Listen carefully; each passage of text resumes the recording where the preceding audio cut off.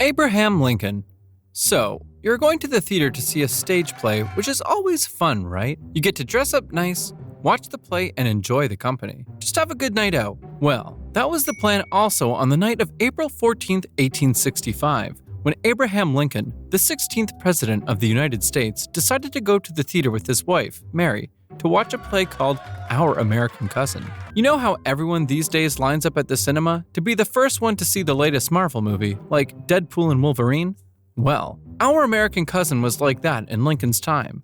It was the play that everyone wanted to see. While the play was going on, someone snuck into the special box where Lincoln was sitting. Now, this person wasn't there to ask for an autograph. Nope.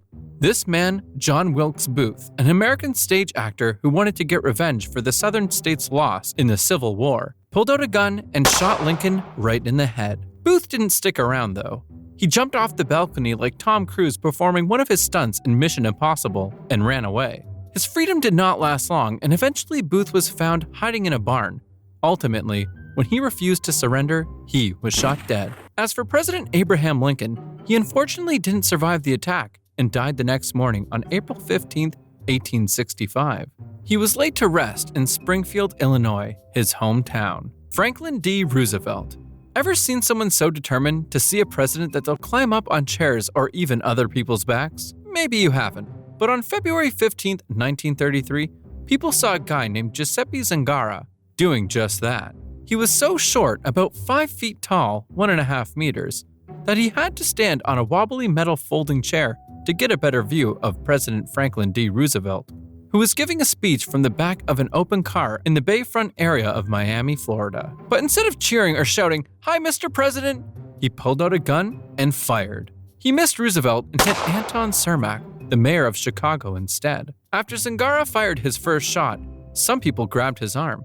But Zangara was so panicked, he kept firing 4 more shots all over the place. By the end of his wild shooting spree, 5 people had been hit. It was like a really chaotic game of duck, duck, shoot, but way less fun. Franklin D. Roosevelt ended up cradling Cermak in his arms as the car sped to the hospital. Cermak sadly passed away 14 days later and was rumored to have told Roosevelt, "I'm glad it was me, not you." As for Zangara, he was a guy with a serious grudge against the rich and powerful.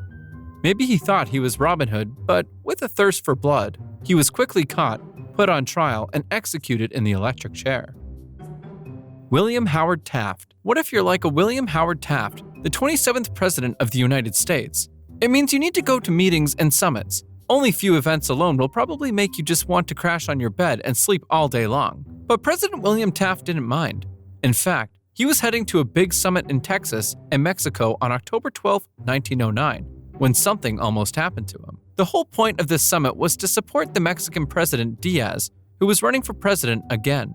To keep things safe, they had tons of people watching over, like Texas Rangers, US troops, and even FBI agents. Kind of like having every superhero in your town on your side. Plus, they hired a private security team led by Frederick Russell Burnham. But not everyone was excited to see President Taft. A 52-year-old guy named Julius Bergerson showed up at the summit with a hidden pistol. Luckily, he was caught by Burnham and one of the Texas Rangers within only a few feet, around 1 meter, of President Taft and President Diaz before he could do anything. Bergerson was found mentally unwell and sent to a psychiatric hospital. Jimmy Carter. Let's say you're the receptionist at the Allen Hotel, happily greeting and checking in guests, and then suddenly, the Secret Service storms in, announcing that the guy who tried to kill the president had booked a room at the hotel just before going ahead with the act. That's exactly what happened in 1979, when Raymond Lee Harvey was arrested by the Secret Service after they found him carrying a starter pistol with blank rounds. This happened 10 minutes before President Jimmy Carter was set to give his speech at the Civic Center Mall in Los Angeles on May 5, 1979. Raymond Lee Harvey confessed that he was part of a 4-man plot to shoot President Carter. 3 men, whom he met at the Allen Hotel, gave him the starter pistol and asked him to create a diversion by firing blanks, after which they will try to kill the president. So, he was basically the scapegoat. The Secret Service went to the Allen Hotel and found a room at the hotel with a shotgun case and 3 unused bullets. It was booked under the name Humberto Camacho, which was a name given by one of the men Harvey said hired him, a guy named Osvaldo Ortiz. But the person who booked the room had checked out the very day of the attempted assassination. Harvey got bailed out for $50,000, and because of lack of evidence, the charges were dropped. With names like Lee Harvey and Osvaldo Ortiz, Oswald means Osvaldo in Spanish. Conspiracy theorists linked it to Lee Harvey Oswald, who killed JFK and thought the attempt was meant to scare Carter. Herbert Hoover. Imagine you are back in elementary school, and your teacher gives you a history quiz. You name Herbert Hoover the 31st president and share that he is remembered by helping people during the Great Depression and building the Hoover Dam. Everyone's impressed with your knowledge, but there's something you might not know. Right after Hoover won the election, and before he even got to move into the White House, someone tried to take him out. It happened on November 19, 1928. Herbert Hoover was on a trip to visit 10 countries in Central and South America as part of his 10-nation goodwill tour, and to deliver his messages of peace and harmony.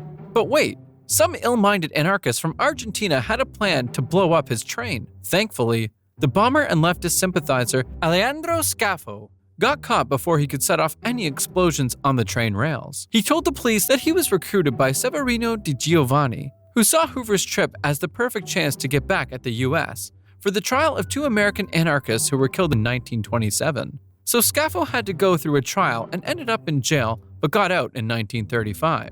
On the other hand, Di Giovanni, the man behind everything, didn't have the best of luck. He got caught in January 1931, and after a trial, he was sentenced to death. He was shot by a firing squad on February 1st, 1931, at just 29 years old. Bill Clinton. Being a president means that you've got a super busy schedule, going to important meetings, signing documents, reading briefings, and amongst others trying to avoid any serious dangers. Take Bill Clinton, for example. Despite his popularity for balancing the budget and his charm, some people just wouldn't rest easy until they saw on the 8 o'clock news that he was dead. Clinton faced several attempts on his life. One happened on October 29, 1994, when a guy named Francisco Martin Duran decided to make the White House his target practice spot. He thought he saw Clinton among a group of men in dark suits hanging out on the North Lawn. What he didn't realize was that Clinton was actually inside. Duran fired 29 shots with a semi-automatic rifle from a fence.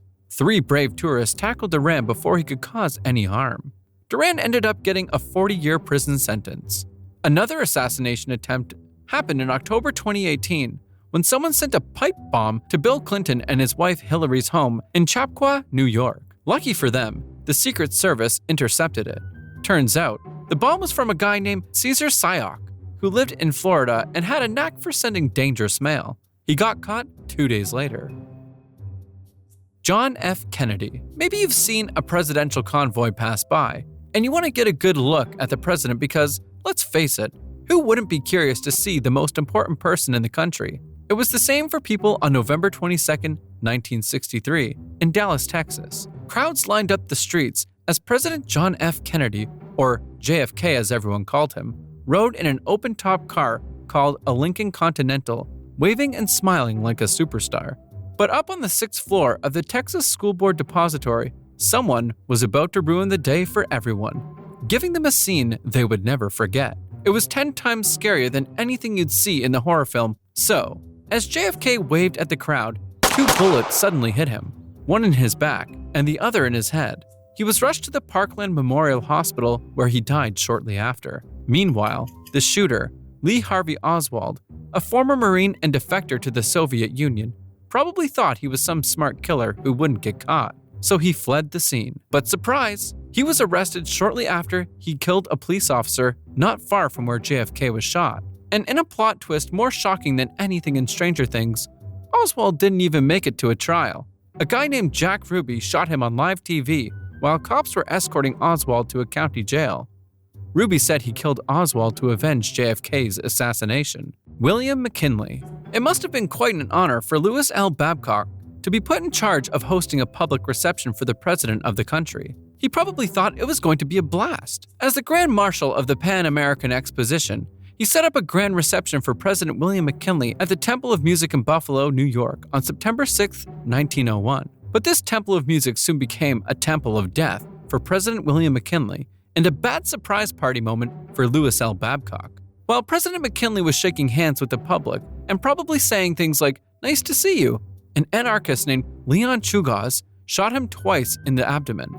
Just as Chugaz was about to shoot again, James Parker, an American from Georgia, and a few others tackled him to the ground. Chugaz ended up under a pile of people, getting punched and whacked. All he could say was, "I done my duty." At first, it seemed like McKinley was bouncing back, like he was about to high-five the doctors and say, "I'm going to survive this." But then, gangrene, dead tissue caused by an infection or lack of blood flow, showed up and messed everything up. Sadly, he passed away in the early hours of September 14, 1901.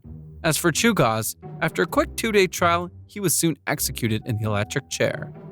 James A. Garfield. It's been 4 months since James A. Garfield became president, and of course, he's got to get busy doing presidential things. On July 2, 1881, he headed to the Baltimore and Potomac Railroad Station in Washington, D.C. But just as Garfield arrived, a guy named Charles L. Guiteau, who was a writer and lawyer, decided it was time to ruin everyone's day. Guiteau shot the president twice with a revolver.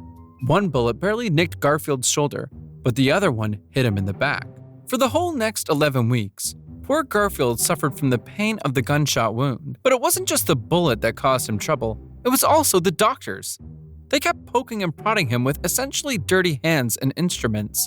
Because of those infections, Garfield passed away on September 19, 1881, after a total of 79 days of fighting to survive. As for his killer, he went on trial in November, claiming he wasn't guilty because, apparently, God told him to do it. On June 30th, 1882, 2 days before the anniversary of the shooting, Guiteau was hanged.